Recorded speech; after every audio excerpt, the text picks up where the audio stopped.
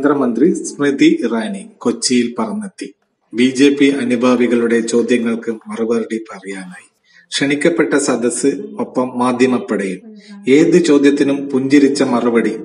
മറുചോദ്യത്തിന് അവസരങ്ങൾ കൊടുക്കാതെ കേന്ദ്ര ഗവൺമെന്റ് ചെയ്ത ഒട്ടേറെ പദ്ധതികളെപ്പറ്റി വിവരിക്കുകയായിരുന്നു അവർ. GSTയും ഇലക്ട്രിക്കൽ ബോട്ടും അതിൽപ്പെടും. ഇൻകം ടാക്സിന്റെ പരിധി വർദ്ധിപ്പിച്ചതിലുള്ള ചോദ്യത്തിനും മറുപടി ഉടനെ കൊടുത്തു. പ്രധാനമന്ത്രിയുടെ ജീവൻ ജ്യോതി പദ്ധതിയുടെ ഭാഗമായി 2 ലക്ഷം പ്രീമിയം നേടാൻ മാസത്തിൽ 1 രൂപ വീതം അടച്ചാൽ മതിയാവുമെന്നും സാധാരണക്കാർ ഇതൊക്കെ പ്രയോജനപ്പെടുത്തണമെന്നും സ്മൃതി. ഹിന്ദു ക്ഷേത്രങ്ങളുടെ വരുമാനം എന്തുകൊണ്ട് ഗവൺമെന്റ് ചെലവഴിക്കുന്നു, എന്തുകൊണ്ട് മറ്റു ദേവാലയങ്ങളുടെ വരുമാനം അവർക്കു തന്നെ കൊടുക്കുന്നു എന്ന ചോദ്യത്തിനും മന്ത്രി മറുപടി ഇതായിരുന്നു. ഇവിടെ പറഞ്ഞ എല്ലാ കാര്യങ്ങളും പാർട്ടി കൗൺസിലിലും ഗവൺമെന്റിന്റെ ശ്രദ്ധയിലും പെടുത്തുമെന്ന് അവർ തുടർന്ന് പറഞ്ഞു. വളരെ വൈകിയെത്തിയ സ്മൃതി ഇറാനി പത്രക്കാരുടെ ചോദ്യങ്ങൾക്ക് സമയമില്ലായിരുന്നു. ബി.ജെ.പി. സംസ്ഥാന ജനറൽ സെക്രട്ടറി AN രാധാകൃഷ്ണൻ നയിക്കുന്ന ജാഥ ഉദ്ഘാടനം ചെയ്യാനായി സ്മൃതി ഇറാനി കൊടുങ്ങല്ലൂരിലേക്ക് നീങ്ങി. ജനങ്ങളുമായി ആശയവിനിമയം നടത്താനാണ് മോദി സർക്കാർ കൂടുതൽ സമയം ചെലവഴിക്കുന്നത്. അതിന്റെ ഭാഗമായാണ് സ്മൃതി ഇറാനി കൊച്ചിയിലെത്തിയത്. യോഗത്തിൽ ജനറൽ സെക്രട്ടറി AN രാധാകൃഷ്ണൻ അധ്യക്ഷം വഹിച്ചു. പത്മജയുടെ കോർഡിനേഷൻ എല്ലാറ്റിനും അടുക്കും ചിട്ടയുമേകി. Vision India mobile TV. The largest outreaches by any political organization in the history of our democracy, wherein our leadership has underlined the need to ensure that the people's voice, the people's aspiration will reflect in the promises made under the 2019 election banner. I am extremely grateful today that I am joined by senior party members who will post this news interaction, help address our Panna Pramukhs, who are the very foundation of our organization. I must here add that under the leadership of the Honorable Prime Minister, Bharatiya Janata Party leadership and workers have conducted over 100 such outreach programs across the country, where some of our senior most leadership has reached out to people from all walks of life. Under the leadership of Rajnath Singh ji, we have 12 committees which range from youth to women to rural development onwards to Divyang. Every segment of society we seek to reach out to. Additionally, today, in front of the press, I would take the opportunity on behalf of the Karyakartas of the state to congratulate the Prime Minister for launching the historic Pradhan Mantri Shram Yogi Manadhan Yojana. Today, who are a part of the unorganized sector, we find the Prime Minister dedicating the first ever pension scheme for those in the unorganized sector who earn less than 15,000 rupees a month. These citizens from the age of 18 to 40 can contribute between 55 rupees to 200 rupees per month, so that at the age of 60 they can start the first ever such pension plan, as has been enunciated and now implemented by the Government of India. Today that program has rolled out under the aegis and the leadership of the Honorable Prime Minister. Kerala, which has seen a very strong workforce contribute to the thriving Indian economy, but at the same time making a mark of respect for itself, even internationally today, heartily welcomes this historic step by the Government of India. Once again, I am grateful to all those who have participated in today's press conference, and I now leave the floor open for questions. Thank you, Minister.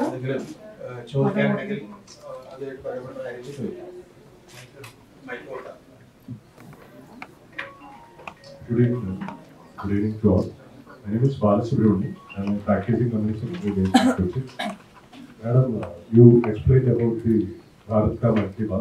We would like to know in what way our suggestions will be carried forward with the manifesto. For example, we would have some suggestions here to tell you. How will that get reflected in the annual agenda? So, similarly, we have other dignitaries who are leading those subcommittees. For instance, Shivraj Singh Chauhan ji leads the subcommittee on farmers and those welfare measures that can be taken to strengthen the rural economy.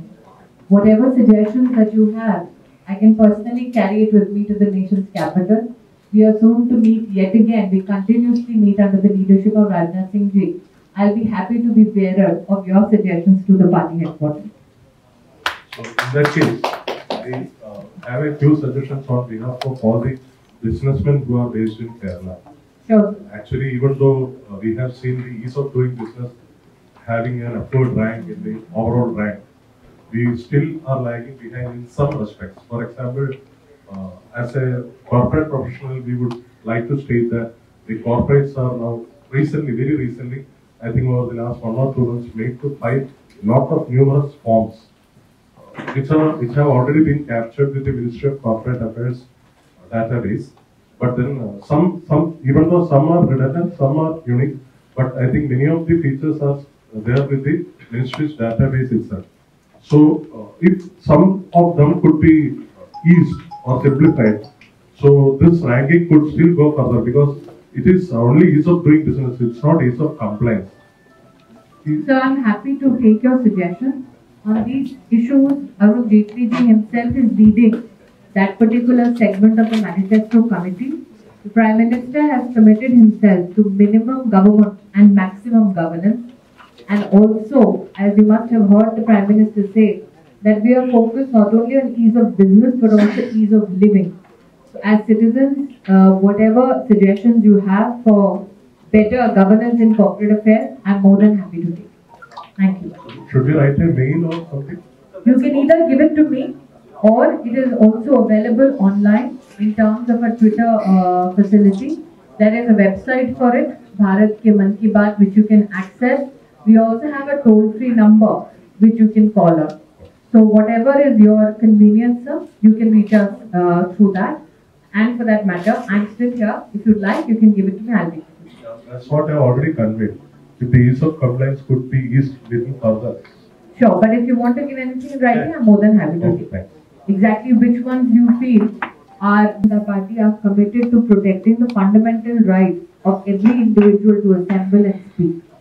I can only say this, that through better governance practices, since you belong to the corporate sector, as I have assured the gentleman before you, if there are any governance issues on which we can apply ourselves, that suggestion I'm more than happy to take. I have my own pharmaceutical company also based at Cochin. The recent issues which we are finding out is that we are finding a lot of drugs being withdrawn, and there are so much of promotions in the market, like which product is banned or which product is not banned. We are finding it very difficult because when it goes to the directly to the customer, they are a little bit of worried whether it is a genuine drug, and even there is a question of quality, because most of the companies they work in quality, but there are certain substandard qualities which are available, which is making our job more difficult. So in case if it can be done something on that, because health is the biggest priority, I think throughout India or throughout the world. The commitment of Narendra Modi to health services in the country is visible not only through Ayushman Bharat, which for the first time provides 5 lakh rupees cover for poor families and actually will benefit close to 50 crore citizens, but also through our Jan Aushadhi Kendra. Prime Minister is committed to ensure that pharmaceutical needs of especially poor citizens can be met at a very, very economic price point through Jan Aushadhi Kendra. You'll be happy to know that close to 4,000 such outlets now are available for citizens, where drug prices have come down by almost 70 to 80%. Insofar as making consumers more and more aware about those pharmaceuticals that are available with quality control. I think that there are two initiatives under which you, in consonance with government, can help your consumers more. One is through the Consumer Affairs Ministry. All data is available on the website of the ministry so that the consumer is in no way affected negatively. On the other hand, our ministry itself, which is dedicated to the pharmaceutical sector, updates all the pharmaceuticals which are nationally, internationally banned so that nobody is constrained at times of emergency.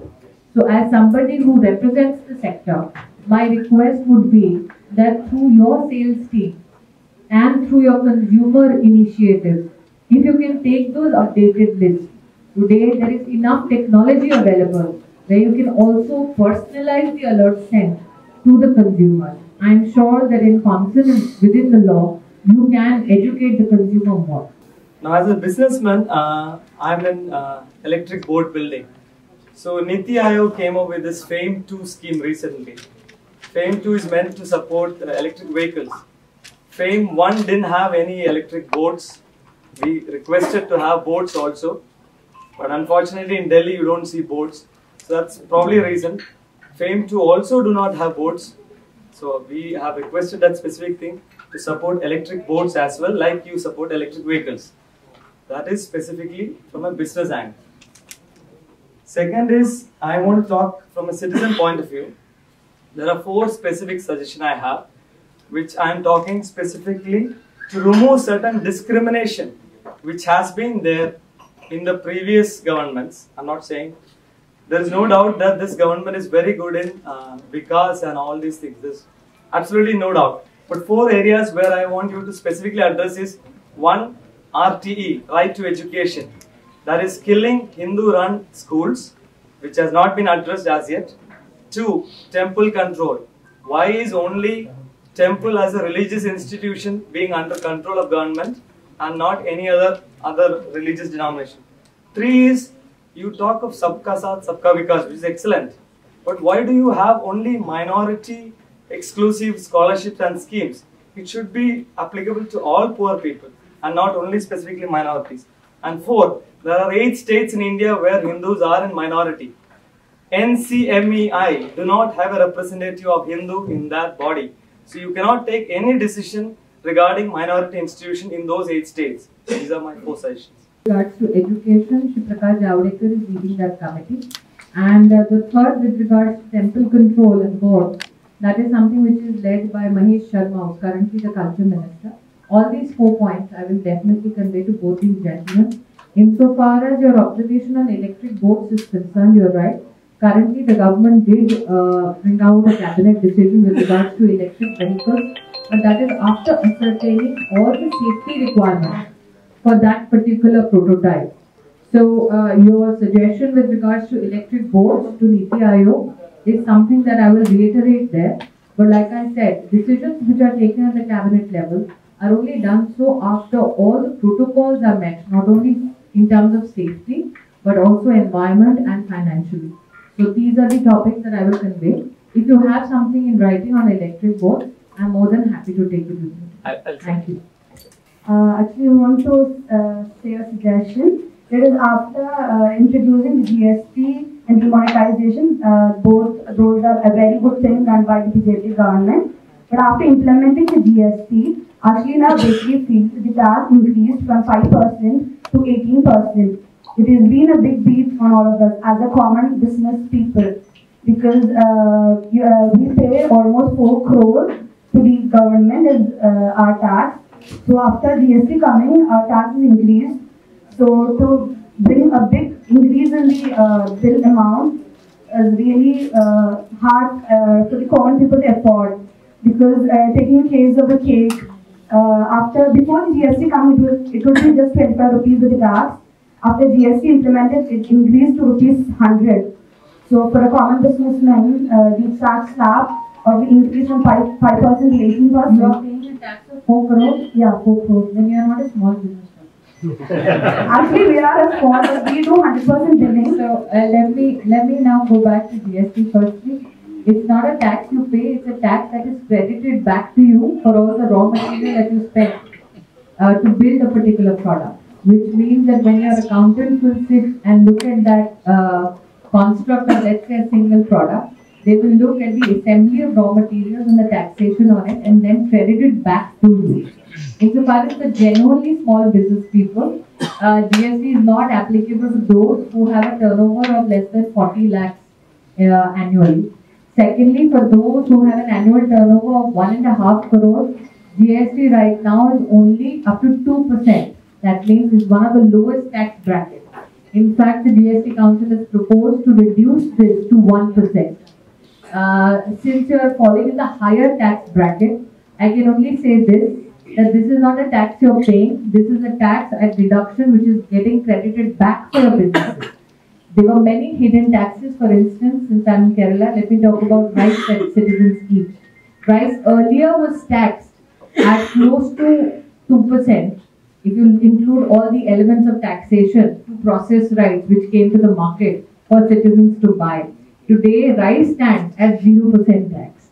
So, all the hidden elements of taxation that were not brought to the forefront before GST today are, especially in essential items, not taxed anymore. In fact, to ensure ease of living, we have ensured that one, like I said, for the genuinely small business person up to 40 lakhs, there is no tax. Again, for those under composite who have a turnover of 1.5 crores in the entire year, they pay only 2% tax, with the proposal of reducing it further to 1% tax. Industries or business which are badly affected by the recent deluge in Kerala. So we are one of the business units, and so far we have not been paid, or we have not got any insurance claim, which is all the documents. Even though we have submitted all the documents, it is not at settled, and it's all by our public enterprises, public insurance companies. Yeah, and it's only left best to the auditors and those who process the case files. It would be inappropriate for a cabinet minister here to sit here and give an overarching response to cases which are specific to individuals or organizations, because neither you nor me in an open forum can guesstimate what is the loss per person or per organization. And instead of inclining towards rhetoric, let me only say this in terms of insurance today. When it comes to, I opened my remarks with the Shram Yogi Mandhan Yojana, which is the first ever pension scheme for those in the unorganized sector. The Prime Minister, for the first time in the history of our country, brought forth Suraksha Bima Yojana, which is tantamount to 2 lakh rupees of insurance at the premium of only 1 rupee per month. Also the Jeevan Jyoti Yojana. Today we have close to 21 crore citizens who are enrolled under these schemes. Over 3,000 crore rupees has already been paid amongst these 21 crores who are enrolled only in these two insurance schemes. So my plea to you would be not to make a general comment, because every insurance company will assess files on cases on behalf of their individual inspection and individual conversation with those organizations.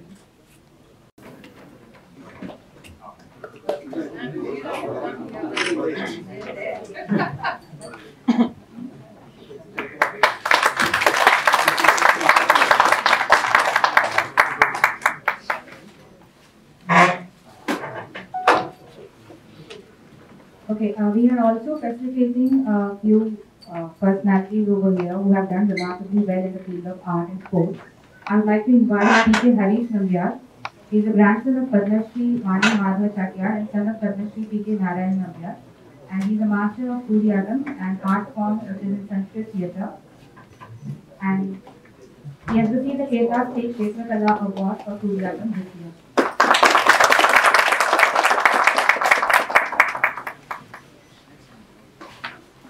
Well, Vani Vasudevan. She studied in Kerala Kalamandalam and has received the Kerala State Kshetra Award for Nanya Sutra. Has also obtained the National Scholarship this year.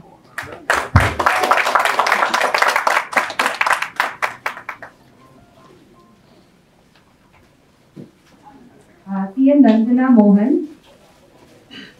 She is a final year BCom student of Angamali Deepole Institute of Science and Technology and has participated in various performances. And for Bharatanatyam, she has got a first prize in NG University Collection.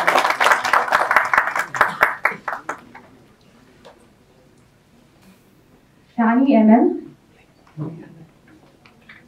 Shani MM.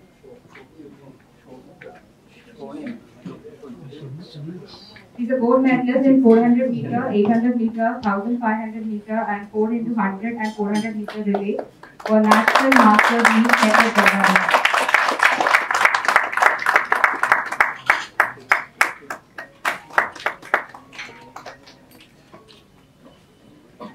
Thanks everyone. And thank you, Minister, for your time. Thanks to the press for your time.